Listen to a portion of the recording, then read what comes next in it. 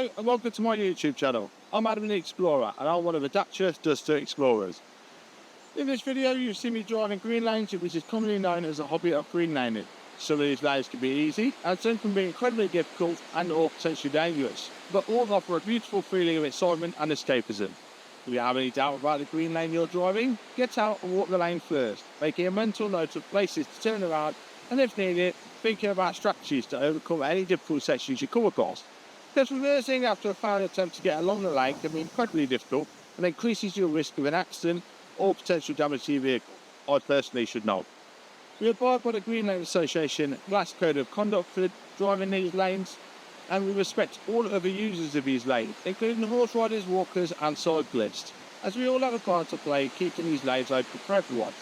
If you're thinking of green laning yourself, please consider joining the Green Lane Association to help in the fight to keep these lanes open and to help you understand more about this hobby. We also have the Trailwise 2 website, which will significantly aid in your planning. Please don't forget to like and subscribe to get updates on new videos and check out my large video collection. For more information, head to my website www.adamtheexplorer.co.uk and www.daciadusterexplorer.co.uk, which also has some tools to help you.